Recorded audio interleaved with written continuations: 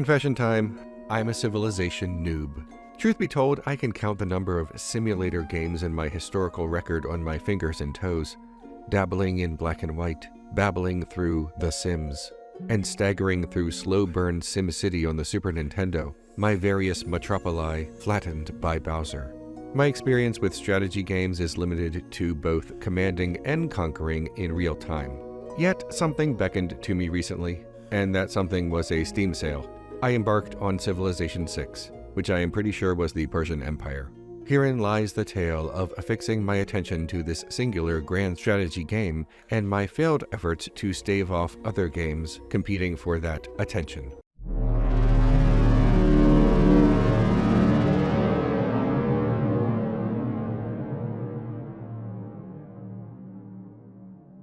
After installing Civilization 6, my eyes set upon the hideous Gorgon, the bane of all those who prefer to lean back in a comfortable recliner or bed while playing video games. No controller support.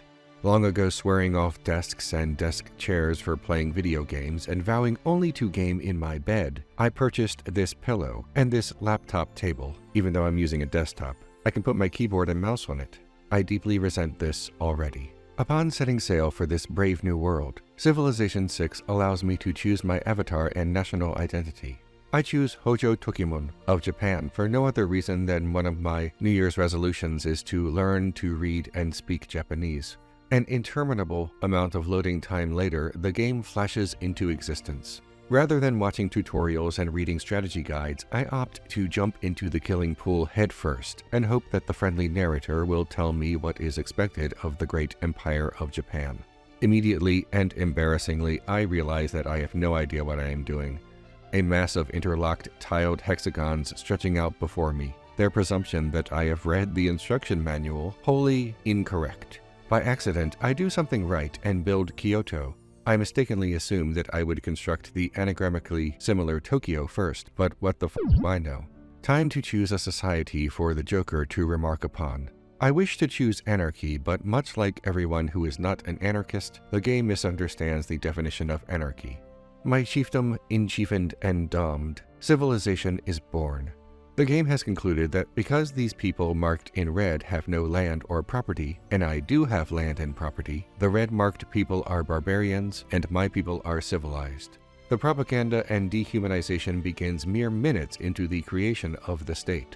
As I begin to claim land as my own and develop my monopoly of violence, I encounter Imperator Caesar Trajan, ensconced in the popular 2010s cartoonified, semi-real, and avatar art form tell-told throughout the decade, cutesy-poo, and precious.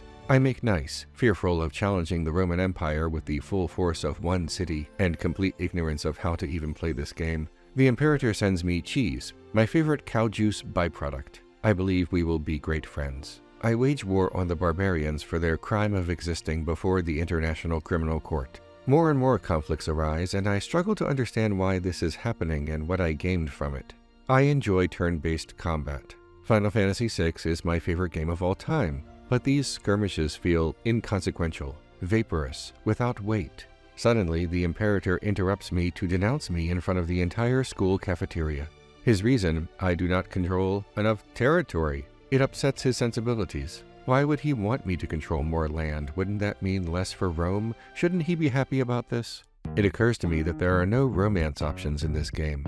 Maybe I'm wrong and this happens well into the endgame, and the leader of Japan can get down real hard and real nasty with pizza.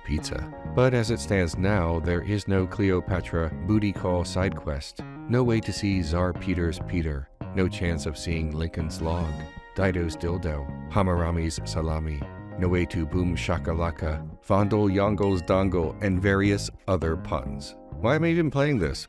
I want action. Civilization and Command & Conquer are completely different games and are not competing with one another. They are only competing for my attention. My attention wandered to a more explosive battlefield, and I reinstalled Command & Conquer to make myself feel less cozy. Wait a second, no controller support for this either? That's not possible. I played this on the Sega Saturn in the 90s. Well, at least I have this pillow.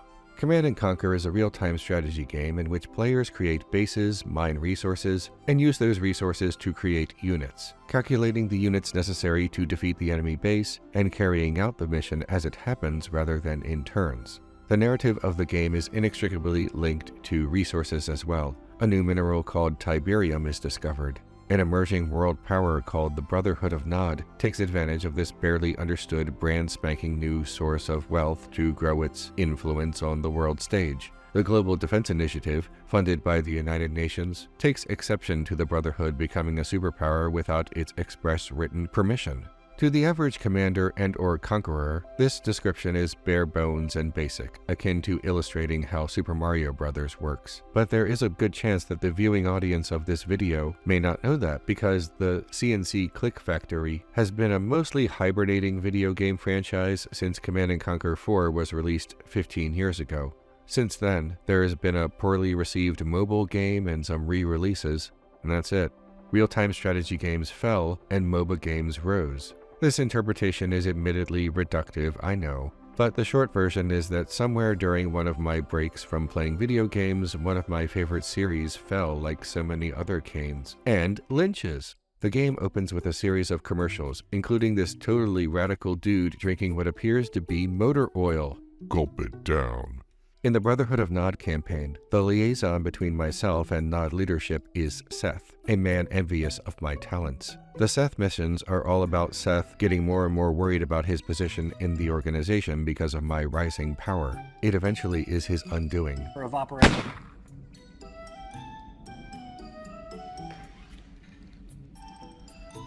Yes, power shifts more quickly than some people think. I am Cain. Cain's true identity is given hints throughout the Command & Conquer series. Is he the biblical Cain? Is he an alien? Is he some kind of immortal? Something else altogether? Is he a less abusive, stone-cold Steve Austin? I prefer my original theory that Cain is the ancient brother of Abel, cursed by God to wander the earth for the crime of first murder, gone absolutely banana bread bonkers due to his supernaturally long life. Nod is a biblical reference, as are the names Cain and Seth, of course. In Red Alert, a prequel taking place decades prior, Cain shows up looking exactly the same as he does in the first game, and it's one of the biggest holy shit moments in all of gaming. Nod campaigns are great because you can recruit flamethrowers and build flame tanks. Look at this chubby little boy living his best life. The crispy, crunchy, crackly bones, grilled to perfection. Rocket soldiers can take out tanks, but oh god, squished in my prime. Back to what is ostensibly the topic of this video, I develop Tokyo and start exploring the world. I don't know what any of these units do, and I imagine that any Civilization player is frustrated watching me stumble drunkenly amid this playthrough. Feel free to make endless comments about what I should be doing well after the fact. It's all engagement to me. I meet Cleopatra, Queen of the Nile. In time, she asks me for open borders, and I agree. Sometimes the wheel turns slowly, but it turns. Lauren Michaels, Civilization 6, quotes Aristotle, G.K. Chesterton, and Lauren Michaels. I mean, thanks for helping produce The Kids in the Hall, but Saturday Night Live has been unwatchable since 2015, and also many years before that. As quickly as my alliance with Egypt is formed, it is dashed. Apparently, I was supposed to build an army even though I am not at war. What's going on here? As a power-mad dictator, I suck. I've got to up my game. To prove my worth to Cleopatra, I declare war on her beloved Egypt, the international diplomacy version of negging. Rome does not appreciate my bloodthirsty betrayal. That's their thing. I meet Tsar Peter and greet him warmly, despite the fact that he did not offer me any cheese whatsoever. I change governments to Classical Republic. In modern social media, whenever I see one of those white marble philosophers, I know the user is going to be miserable and obnoxious, just a complete butt rash. But I nonetheless develop this route and hope to defy the odds, making myself both buttless and rashless. Once I actually figure out how, I expand my territory. My lack of preparation for this game biting me in my rashless buttocks. The taxpayer. That's someone who works for the federal government, but doesn't have to take the civil service examination. Shut the f*** up, Ronald Reagan. Everything is your fault. Just all of it. Well, if Civilization 6 is comfortable with cruel, unrepentant despots, wait till they get a load of me. Autocracy. I am the embarrassing marble statue now.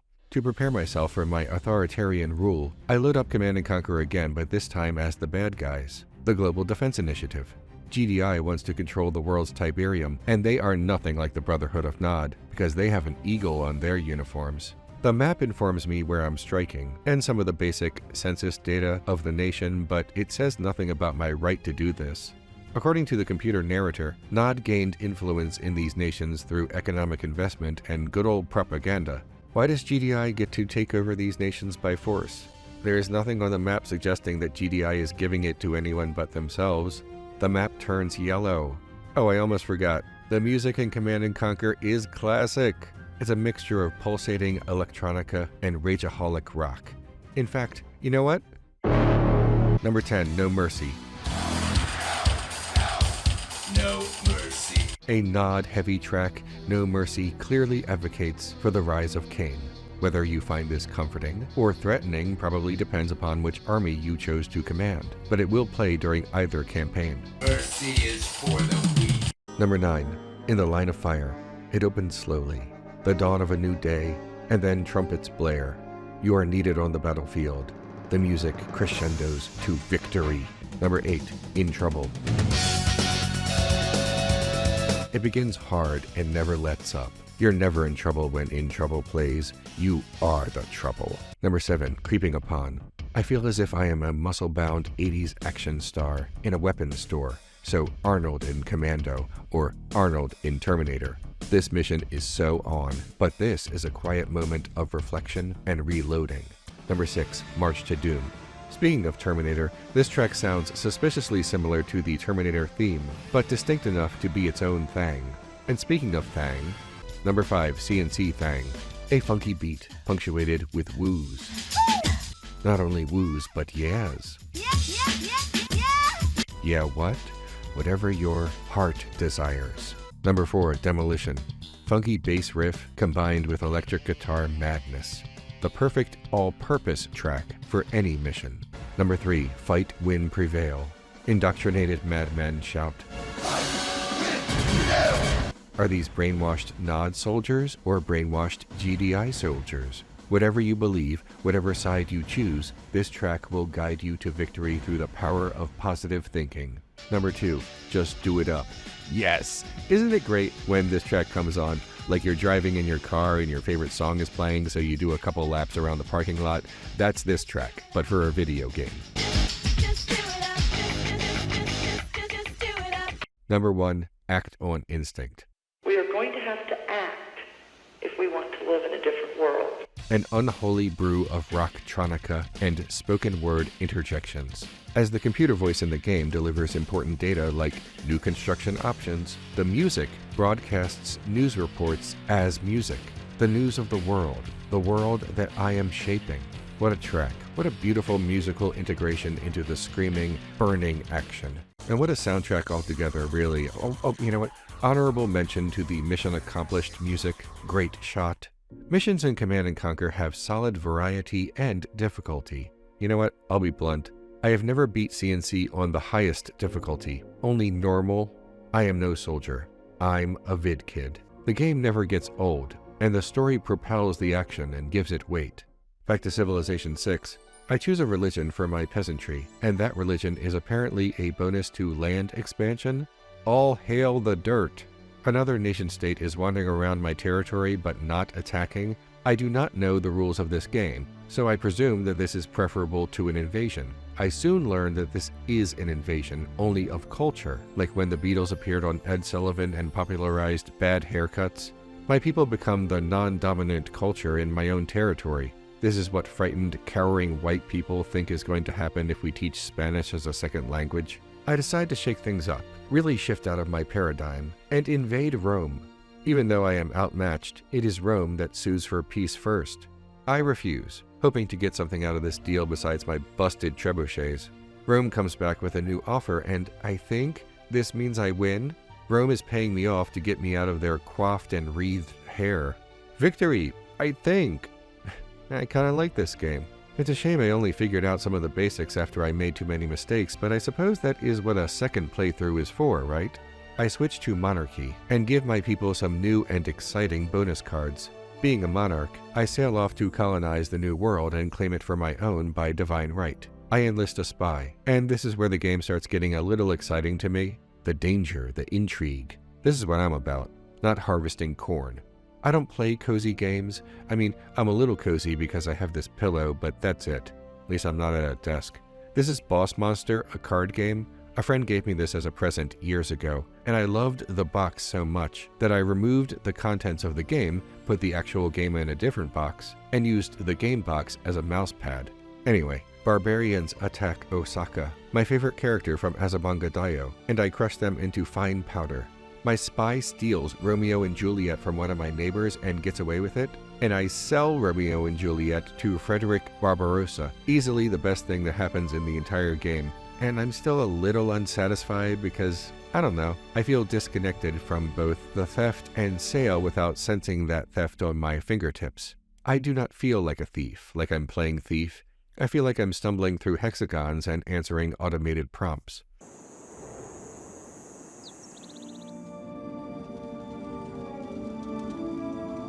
From the dust to which our civilization first rose, so too shall we return. As the light of our people fades to nothingness, we wonder if one will rise to rekindle our flame. Suddenly, I learn another fact about the game. You can lose without having your empire crushed into paste. You can simply be culturally dominated by Rome. Everyone wants to play with the new Roman toys and watch the new Roman television shows, and nobody wants to buy my Japanese digital watches anymore. Everyone except me. Look at this ocean blue Casio F91W classic digital watch. Don't you love it? Anyway, the game is basically over. I am given the option to continue, but I cannot bear the immeasurable shame. Although Civilization 6 did not quite grab me the way I had hoped, and I spent far more of my time with other games, I am glad that I embarked on this journey of discovery, diplomacy, and Monty Python quotes. Maybe this can be an entry point into more grand strategy games for me in the future. I guess I prefer something akin to Command & Conquer, the crash and crush of explosive consequences, the screams of horror rather than the plink-plunk bongo sound that Civilization alerts me to something happening or may not be happening. Command & Conquer does not have instant gratification either, as there is much planning to do, but it has more gratification overall, at least in my heart. I also want a game with a story. Command & Conquer has one. Civilization has gameplay that creates a story of sorts, but that's true of the gameplay in CNC as well on the battlefield, which means CNC has both. Don't look so surprised, Commander. And don't look around for your Eva, it can't help you now. Well, what shall we talk about? Your powerful GDI forces have been emasculated, and you yourself are a killer of children. Now, of course, it's not true. But the world only believes what the media tells them to believe. And I tell the media what to believe. It's really quite simple. I want my emotions to detonate. I want to cry. I can feel cozy when I'm dead. Stay your swords, Civilization admirers, for that is no slight against this game, or the genre. Tastes vary, and that is what I call the beauteous maximus of video games. I had hoped that Civilization 6 would be a jumping-off point to play the new Civilization 7, but early reports suggest that Civilization 7 is unfinished and contains too many cracks in the walls of its code. Perhaps something to play in a year or so, after 8 or 9 necessary patches keep it from leaking embarrassing game juices onto the carpet. Bye for now.